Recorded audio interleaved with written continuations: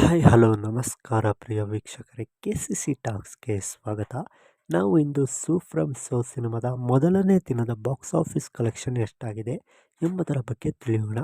ಅದಕ್ಕಿಂತ ಮೊದಲು ನೀವೇನಾದರೂ ನಮ್ಮ ಚಾನಲ್ಗೆ ಹೊಸದಾಗಿ ಭೇಟಿ ಕೊಟ್ಟಿದ್ದರೆ ದಯವಿಟ್ಟು ಸಬ್ಸ್ಕ್ರೈಬ್ ಮಾಡಿಕೊಳ್ಳಿ, ಹಾಗೆ ಪಕ್ಕದಲ್ಲಿರುವ ಬೆಲ್ ಐಕಾನ್ನ ಕ್ಲಿಕ್ ಮಾಡಿ.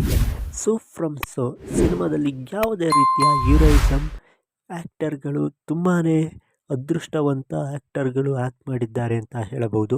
ಹಾಗೆ ಈ ಸಿನಿಮಾದಲ್ಲಿ ಹೀರೋಗಳೇ ಇಲ್ಲದಂತಹ ಸಿನಿಮಾ, ಅಂದರೆ ಸ್ಟಾರ್ ನಟರು ಇಲ್ಲದಂಥ ಸಿನಿಮಾ. ಕಂಟೆಂಟ್ ಮೂಲಕ ಜನರ ಮನಸ್ಸನ್ನು ಗೆಲ್ಲುವಂತಿರುವಂತಹ ಸಿನಿಮಾವಾಗಿ ಹೊರಹೊಮ್ಮಿದೆ.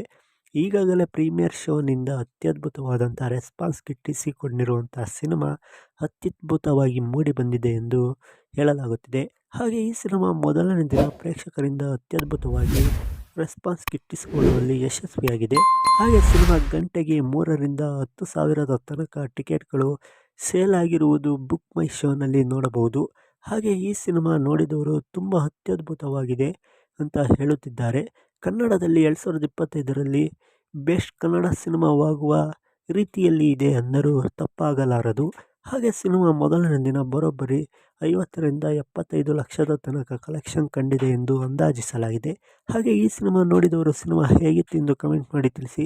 ಹಾಗೆ ಸಿನಿಮಾ ನೋಡದೇ ಇರುವವರು ಆದಷ್ಟು ಬೇಗ ನಿಮ್ಮ ಹತ್ತಿರದ ಚಿತ್ರಮಂದಿರಗಳಲ್ಲಿ ಹೋಗಿ ನೋಡಿ, ಹಾಗೆ ಕನ್ನಡ ಸಿನಿಮಾಗಳನ್ನು ಬೆಳೆಸಿ ಎಂದು ಕೇಳಿಕೊಳ್ಳುತ್ತೇನೆ. ಹಾಗೆ ಇನ್ನಷ್ಟು ಮಾಹಿತಿಗಾಗಿ ನಮ್ಮ ಚಾನಲನ್ನು ಸಬ್ಸ್ಕ್ರೈಬ್ ಮಾಡಿಕೊಂಡು ಪಕ್ಕದಲ್ಲಿರುವ ಬೆಲ್ ಐಕಾನ್ನ ಕ್ಲಿಕ್ ಮಾಡಿ. ಹಾಗೆ ಈ ವಿಡಿಯೋಗೊಂದು ಲೈಕ್ ಮಾಡಿ. ಎಲ್ಲರಿಗೂ ನಮಸ್ಕಾರ.